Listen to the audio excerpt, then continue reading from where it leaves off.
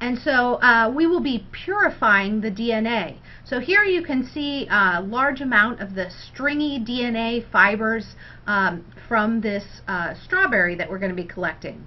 So in order to purify DNA, just like if we were going to clone an organism, we have to first get pure DNA. DNA is insoluble, so it means it does not dissolve in alcohol. So when it's mixed with alcohol, it precipitates out of this solution, so it comes up out of the solution.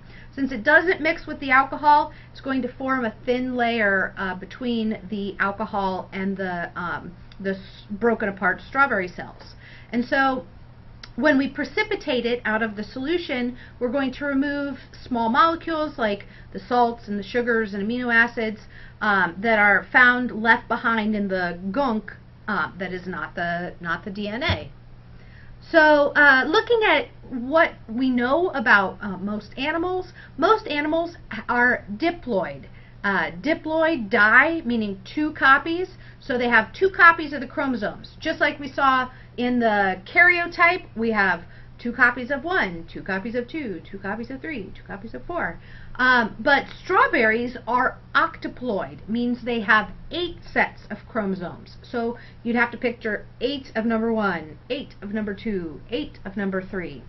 And what we're going to be working with today is liver. And liver is unique because it is polyploid, meaning it can have lots of different copies of the chromosome 1, chromosome 2, chromosome 3.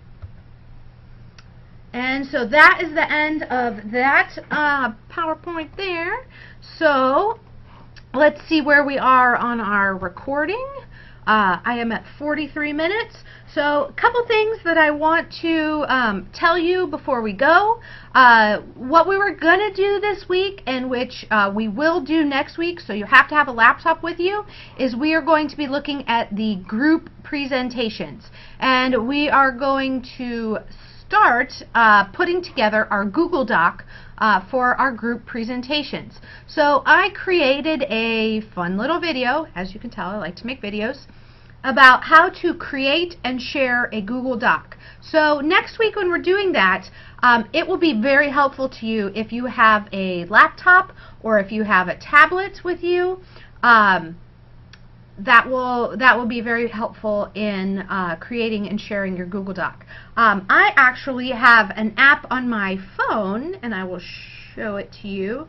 Let's see if I can do this so that you can see it.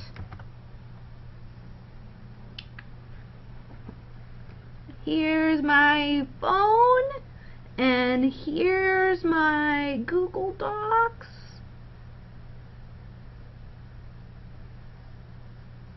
And look at all those Google Docs that I have.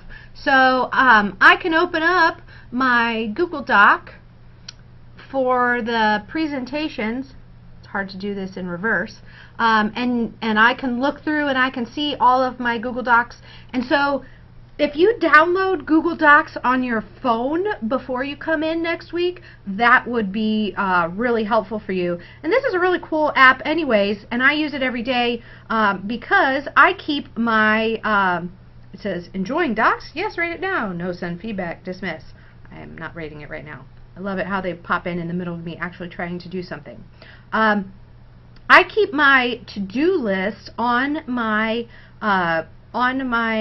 Google Docs, and that way I can essentially keep a running diary of everything that I'm doing, and it's really awesome for me. Keeping a running journal of what I'm trying to remember to do is super helpful for me, and that way I can always look back at things that I'm like, oh hey, this student told me this one day, or this student athlete is not going to be here this next day.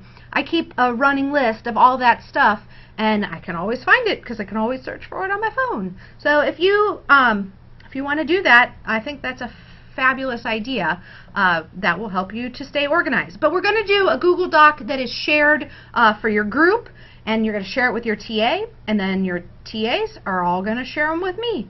So we're going to start working on putting together our presentations, and I'm going to go ahead and shut this off here, and I or your TA.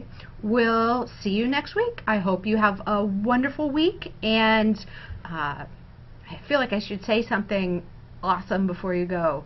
Go out and make the magic happen. All right. See you guys. Bye.